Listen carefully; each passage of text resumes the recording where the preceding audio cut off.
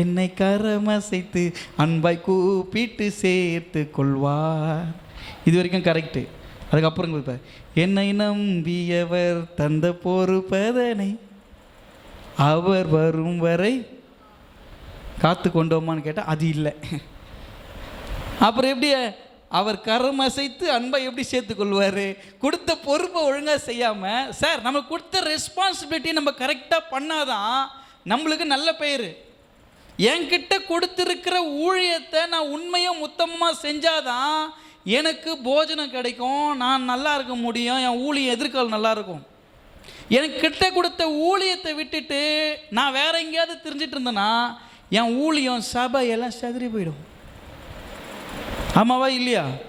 அப்போ ஆண்டவர் என்கிட்ட கொடுத்த பொறுப்பு, உங்கள் வேலையில் உங்களை நம்பி கொடுக்குற ஒரு ரெஸ்பான்சிபிலிட்டி நீங்கள் கரெக்டாக பண்ணிடு சார். அவர்கிட்ட கூத்துக்குன்னா அருமையாக பண்ணி முடிச்சிருவார். அவர் பண்ண பர்ஃபெக்டாக பண்ணிவிடுவார். அந்த சிஸ்டருக்கு தான் வேலை கரெக்டாக செய்வாங்கன்றத உங்களுடைய ஹார்ட் ஒர்க்கு, உங்களுடைய பர்ஃபார்மன்ஸ்ன்றதில் இருக்கணும்ல. அதே போல தான் இயேசு கிறிஸ்து வரும் பொழுது அவர் வரும் நாளிலே என்னை கரம் அசைப்பார். கண்டிப்பாக யாருக்கு அசைப்பார்னா, அவர் கொடுத்த பொறுப்பை, என்னை நம்பி அவர் தந்த பொறுப்பை யார் செஞ்சாங்களோ அவங்கள தான் கரம் அசைப்பாரை தவிர, ஏன் என்னை பார்த்து கம்முன்னு நிற்கிறார் ஆண்டவரே, சோத்துற ஆண்டவரே, சோத்துற ஆண்டவரே, அப்பா ஹாய் எசப்பா, யாரே தெரியல இந்த குழந்தை பாவம் வந்து ஹாய் ஹாய் என்னக்குது. ஆனால் பொறுப்பாக செஞ்சவங்கள பார்த்தாருனா வாங்க வாங்க வாங்க வாங்க.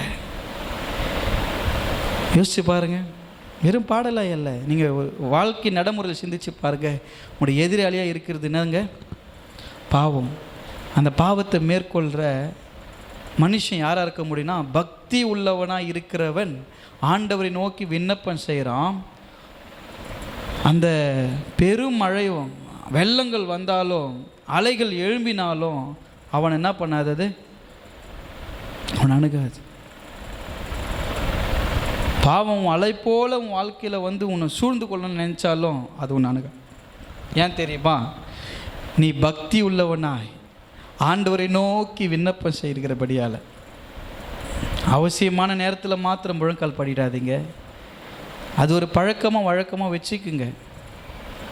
ஒரு குறிப்பிட்ட நேரத்தை ஆண்டவருக்குன்னு ஒதுக்கி கொடுங்க. முழங்கால் படிடுங்க, அழுங்க, ஜெபம் பண்ணுங்க. நம்மளுக்கு அந்த ஆர்வம் வரல, அழுது ஜெபம் பண்ணோம், முழங்கால் படிடணும், ஒன்றும் இல்லை. நம்ம என்னென்ன பண்ணிக்கிறேன்னு நினச்சாவே நம்ம அழுதுருவோம். ஆண்டவர் எந்த அளவுக்கு நம்ம துக்கப்படுத்திக்கிறோன்றத நீங்கள் ஒன்றும் இல்லை, தூங்குறதுக்கு முன்னாடி முட்டி போட்டு இன்றைக்கி இந்த நாள் முழுவதும் நான் என்ன கடவுளுக்கு பிரியமானது பண்ணியிருக்கிறேன்னு மட்டும் யோசிச்சு பாருங்கள். ஆண்டவருக்கு பிரியமானது எவ்வளோ செஞ்சுக்கிறேன், மனுஷனுக்கு பிரியமானது எவ்வளோ செஞ்சுருக்கிறேன் அப்படின்றத நீங்கள் எழுதி பாருங்கள். எத்தனை எழுதி பாருங்கள், எது வந்து அதிகமாக வருது பாருங்கள். கடவுளுக்கு பிரியமாக இன்றைக்கி என்ன பண்ணியிருக்கேன்னு யோசிச்சு பாருங்கள். என்ன பண்ணியிருப்போம் யோசிச்சு பாருங்கள். கடவுளுக்கு பிரியமாக எனக்கு என்ன பண்ணியிருப்போம்? ஒன்றும் பண்ணலையா, ஒன்றும் பண்ணல. அதனால் இந்த பாவம் நியாயாதிபதி இயேசுவின் இடத்துல நம்ம கொண்டு போய் நிறுத்தப்படும் பொழுது, முதலாவது வந்து என்னென்னா, நம்மளை எதிரியாக நினைக்கிறவங்கக்கிட்ட நம்ம சமரசமாக போக வேண்டியது அவசியம். அதுக்காக பணத்தை ஸ்பெண்ட் பண்ண வேண்டாம், அது வீண் செலவு. அவங்களோடு கூட நம்ம மன்னிக்கிறது ரொம்ப நல்லது. அதே போல் தாமதமாய் நம்ம மீது வழக்கு போடப்பட்டிருக்குது, நம்ம மேலே வழக்கு சொல்கிறாங்கன்னா அதை பார்த்துக்கலான்ட்டு விட்டுறக்கூடாது. உடனே அந்த இடத்துல நம்ம ஆஜராகி தாமதம் இல்லாமல் அதை நம்ம அட்டன் பண்ணுறது, அது தாமதத்தை தவிர்க்கணும். நம்ம மேலே குற்றம் சுமத்தப்படும் பொழுது அடவுடு இது நம்மளை என்னென்னமோ சொல்கிறாங்க, ஒரு குற்றம் சுமத்தப்படும் பொழுது அது தாமதிக்காமல் அந்த தாமதத்தை தவிர்த்து நம்ம என்ன பண்ணோம், உடனே அதுக்கு பதில் கொடுக்கணும். அதே போல் தண்டனையை தவிர்க்கணும். தண்டனை லெவலுக்கு நம்ம என்ன பண்ணக்கூடாது, அந்த கேஸ் இழுத்துட்டு போகக்கூடாது. நம்மளை எதிரியாக நினச்சி நம்மக்கிட்ட கொண்டு வர காரியத்தை தண்டனை வரைக்கும் போகக்கூடாது. நியாயாதிபதியத்தில் கொண்டு போய் நிறுத்தும் பொழுது அங்கே போகிறதுக்கு முன்னாடி நம்ம சமரசம் ஆகிட்டோம். ஆண்டவர் சொல்கிறாரு, உன் சகோதரனை பார்த்து நீ மூடன்னு சொல்லாத. எத்தனை பேர் சகோதரனை பார்த்து முட்டாள்னு சொல்லிக்கிறீங்க? அறிவு கட்டவனே சொல்லிக்கிறீங்களா? ஏதாவது மூளைக்குதா உனக்கு, மண்டியில் மசாலா இருக்குதா? எத்தனை பேர் உன் சகோதரனை பார்த்து அவங்க எங்கே தள்ளுவார் ஆண்டவர்? அவனை தம்பி நீங்கள் தானே பச்சிங்க, எங்கே தள்ளுவார்? எரி நரகத்தில் தள்ளுவாராம். சகோதரனை பார்த்து முட்டாள், அறிவு கெட்டவனே, புத்தி இல்லாதவனே, கோமாளி, ஏமாளி இதெல்லாம் சொன்னா எங்கே போடுறாராம்? உன் கூட பிறந்த சகோதரனை உன்னால் நேசிக்க முடியல, அவங்ககிட்ட அன்பு செலுத்த முடியல, அவனை முட்டாள்னு சொன்னால் நீ ரொம்ப அறிவாளியா? நம்ம 2 பேரும் ஒரே வயிற்றில் தான் பிறந்திருக்கிறோம். அவன் முட்டாள்னா நான் யார்? நானும் முட்டாள். அவன் அறிவாளினா நானும் அறிவாளி. அவன் எருமை மாடுனா பாரு, நீங்களும் எருமை மாடுந்துங்க. என்ன உங்களை சொல்லுங்கண்ணா, அதான் நம்ம சகோதரன் என்ன சொல்கிறோமோ அது அவனுக்கு மாத்திரம் இல்லை, யாருக்கும் கூட, எனக்கும் கூட தான். அதனால் ஆண்டவர் சொல்கிற, அவனை பார்த்து மூடனே, அறிவு கட்டணும் நீ சொல்லாத. கோபம் வருது, பொறுத்துக்குங்க. தன்மையாக போயிட வேண்டியது நம்மளுக்கு நல்லது. அது ஆண்டவர் தான் சொல்கிறாரு. நம்ம ஒரு விஷயத்தை நம்ம யாருக்குமே நீங்கள் முட்டாள் அப்படின்னு சொன்னால் பயங்கரமாக கோபம் வரும். முட்டாள்னா கோபம் வரும், மென்டல் அப்படின்னா கோபம் வரும். நான் மென்டலா அப்படியே மென்டல் ஆகிடும், பெரிய பிரச்சனையாகும் அது. ஆமாங்க, எந்த சகோதரனையும் எந்த சகோதரியும் மென்டலு அப்புறம் என்னது முட்டாள் அப்படின்லாம் சொல்லக்கூடாது. ஆண்டவர் சொல்கிறாரு. அப்படி நீ அப்படி சொல்கிறது ஒரு பெரிய பாவம். அப்படி சொல்லும்போது தான் உங்களுக்கு எதிரியான மனிதர்கள் கூட பிறந்தவன் எதிரியாக நீ மாற்றிடுற. உனக்கு அகேன்ஸ்டாக எழும்பி நிற்கிறான். அவன் என்னை முட்டாள்னு சொன்னல, அறிவாளித்தனமாக எதனா சாதிக்கணுன்ட்டே உனக்கு அகேன்ஸ்ட் நிறைய பண்ண ஆரம்பிச்சிருவாங்க.